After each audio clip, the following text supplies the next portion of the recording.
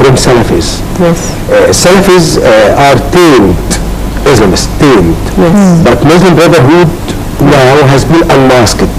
So they will tuck their heads under the cloak of Salafis to have some seats in the parliament and to cause headache or inconveniences to President Sisi and his government. And they are dreaming that if they have the majority in the parliament, they will form the next government according to the constitution, because the next government should call yes. So they are insistent on participating in the political life of Egypt. They don't want to give in.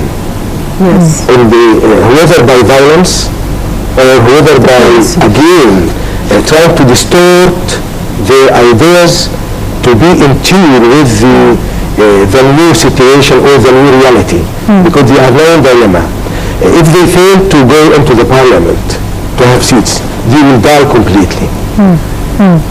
But say now, do you think that with many people and women aspiring for the upcoming parliamentary elections, and with political analysts and so many people viewing the 2015 parliament as the most important and significant parliament in Egypt's history because it represents the new Egypt, and people don't want to experiment anymore, they don't want any more failures after 4 years of ups and downs and political turmoil. So do you think that the new faces that we haven't seen before, the young people, the youth and the women we haven't seen before, do they stand a chance in such a fierce battle, as you mentioned, with the Islamists trying to get into the parliament, whether masked or unmasked, with the Salafis, with the weak political parties, whether forming alliances or not? Do you think that there is hope in the young people and the women? First, thank you for mentioning women. Remember that Egyptian women played the important part in the presidential elections in which President Sisi won. So I should say that you reminded me that money, powerful families and women will pick who is the winner in the next parliament elections. Thank you so much. So we depend on Egyptian women voters or candidates? No, voters. And candidates. I wanted to mention that because there are also fears that not so many people are going to vote for women, especially after what we have seen, the weak representation of women in the previous parliament under the era of the Brotherhood. Yeah, that's why the constitution appointed quota for women, because let's say that Egyptian women will vote for men. No, they will vote for women. Yes. Some of them. Yes. But you know, there are candidates who are veteran MPs. Veteran MPs. They still have good popularity. In my district in southern Cairo, we have old faces. Their bid to have seats in the parliament are very easy. They will find it very But I'm talking about the difficult bit, by the new faces, by the youth and the young women trying to run for the upcoming parliamentary elections. I think women will be represented in the next parliament by quota, not according to the mindset of voters, because we are still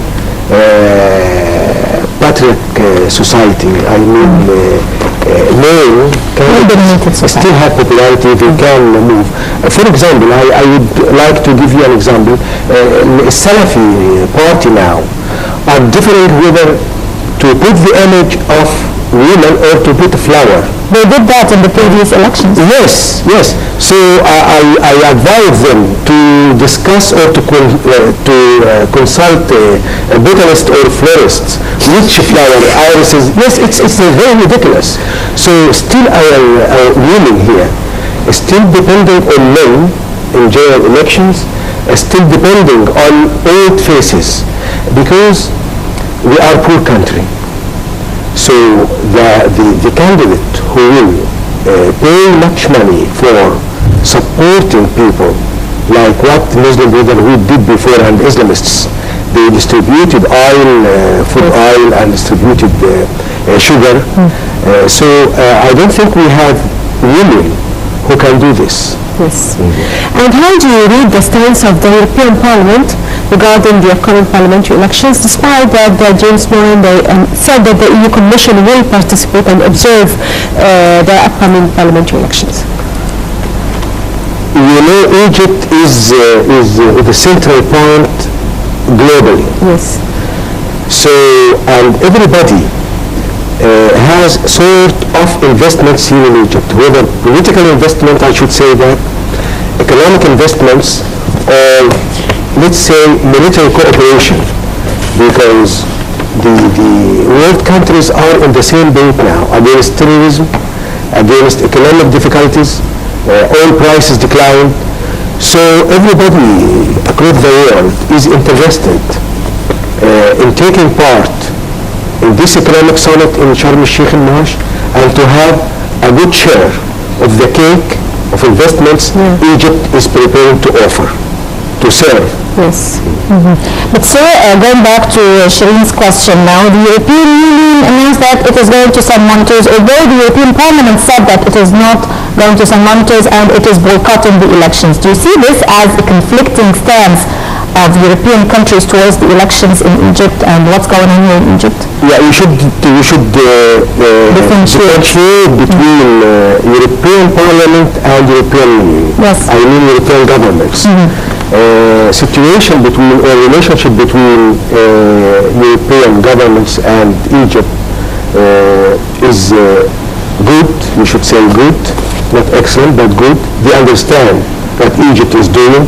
But on the other hand, we should know that European Parliament controls and finances NGOs, foreign NGOs, interested in human rights and democracy, as they said. So Egypt now is preparing to amend drastically the NGOs law to maintain control on the foreign funding and also on the policies or activities of those NGOs. That's why European Parliament is attacking Egypt's situation of human rights.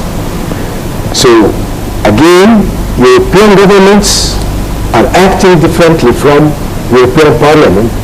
European Parliament is concerned with the situation of human rights, the how smoothly NGOs which receives funding from European Parliament and US Congress are acting on the ground in Egypt. That's why there is, I don't want to say double standard, but this is completely two ways. And Egypt is dealing with both according to the agenda of this Parliament, European Parliament, and the cooperation. For example, Italy and Britain and France are supporting Egypt's war against terrorism, supporting Egypt's economic summit. In the meantime, Italy, France, and Britain have members in European Union who are acting only to support NGOs which is connected to them. This is the difference between the two sides. Yes. And does this stance affect the upcoming parliamentary elections of the European Parliament? No, actually, I think even the terrorist attack on in Sinai, on our army, nothing will affect this economic summit because, you know, Arab Gulf countries will be represented powerful, will be sitting at the head of the table.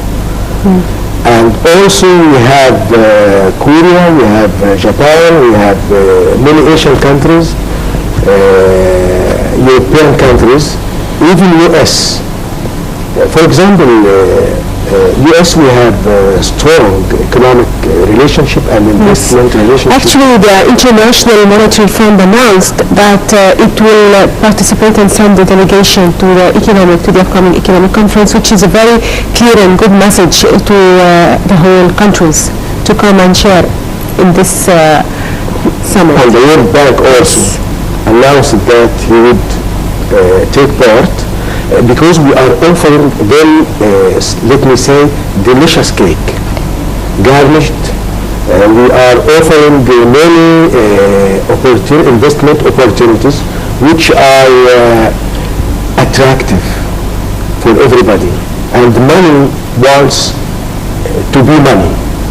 So investors, foreign investors, and also local investors want to increase their investments in safe situation. And I think even though the attack in Sinai, Egypt is still the safest area and still fertile land for investments. Actually, the whole world is suffering from terrorism, not only Egypt, and you will always find terrorist attacks in every place of the world. So I think this should not affect our roadmap or the upcoming summit. It will not. Okay, Mr. Mohsen Arishi, Deputy Editor-in-Chief of the Egyptian Gazette, thank you for being with us today. You're welcome. And now we'll go for a short break, and we'll have a quick look on a report about tourism by our colleague Karim Denardi. So stay tuned.